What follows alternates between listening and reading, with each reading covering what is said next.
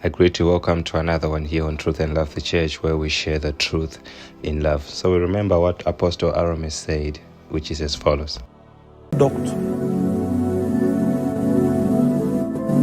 He never left the pulpit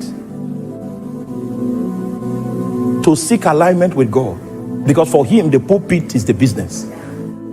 So this statement was actually totally uncalled for, and it was a lie, and it also resulted in Prophet Angel saying that, these people no longer deserve his time. He's no longer responding to all these people who are actually attacking because they actually want his attention. The following clip, we're going to be hearing Apostle Suleman as his response to Apostle Arome. It looked like a video of someone. He was preaching on the pulpit and was attacking another man of God. He said the man of God committed a national disgrace. Until now, he has not repented.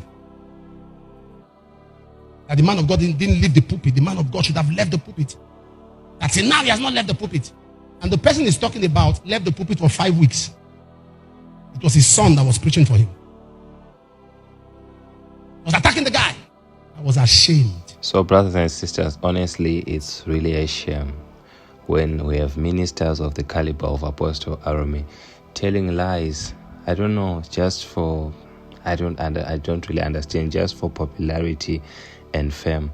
It's really a sad thing. So in this video, we're just going to show you the human side of the apostle, that even though he is highly revered, he is also human. Let's listen. A lying spirit invaded my life. It was so powerful that on April Fool, I sent my father to the market. And so as you have heard right now, he's talking about his weakness. So lying is actually his weakness. And the thing with the weakness, if you don't put it under subjection, it will come back again. And sadly, that weakness of lying, he still has it. Because in the following messages you're going to be hearing, you're going to say that he is still telling lies. I think my first angelic encounter was at the age of 7. I will never forget that. Then the second angelic encounter was at the age of 13. That was when I was taken to heaven for 8 hours. Right? Then I saw my calling at the age of 13, that I was going to be a preacher. I saw people going to hell, including some of my relatives. Wow, interesting. Duly noted. So the great apostle is saying that he first had his angelic encounter at the age of 7, and he received his calling at the age of 13. You heard him. But in the following clip, this is what he said. For those of you that are Nigerians, there is something we call National Youth Service, which is compulsory. Serve the nation for 1 year. So my explanation for the compulsory national service program was an opportunity that God was giving me to find out what next for my life. So I began to fast and pray.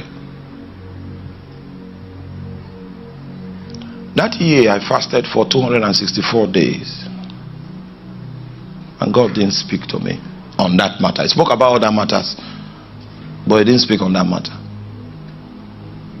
I rested a little for a few days, and on the 13th of January 2003, at home, I continued the fast. Prayed for 4 hours in the morning, went to church, prayed for 2 hours in church, and I was still feeling that I had not yet filled the requirement of prayer for that day. So I arranged with a friend, and we went to his house and began night vigil. By 1 a.m.,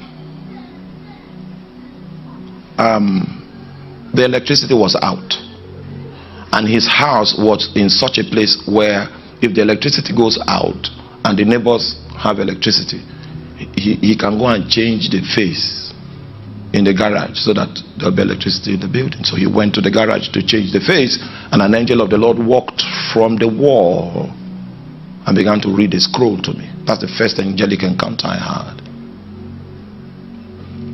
The scroll of my destiny. Wow, that's amazing. Maybe he went to the university at the age of 7. Who knows? That is the only thing that will make his case true.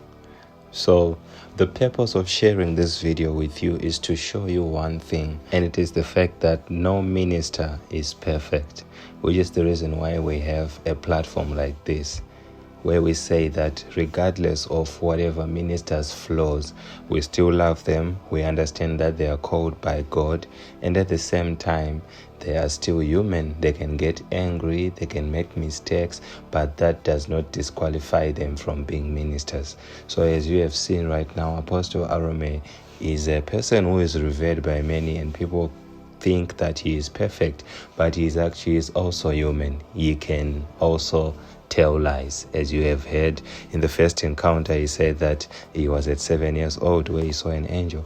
Then now he's saying that at 2003 he also saw an angel for the first time, which is a blatant lie. And the Bible in Revelations 21 verse 8, it says that all liars, they go to hell. It talks about a variety of sins that are actually will result in you going to hell. Those are the first people who are going to be thrown into the lake of fire, and liars are part of them. So when it comes to a minister of his caliber, we really have to pray for him, because there are some certain lies that he may tell which may end up tarnishing the image of other ministers. At what cost? At the cost of the many souls that would have been won, and those that are yet to be won.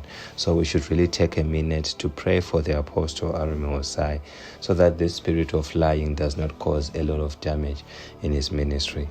So like, share, comment, and subscribe. I'll meet you in the next one here on Truth and Love the Church, where we'll promote unity in the body of Christ and share the truth in love. God bless you.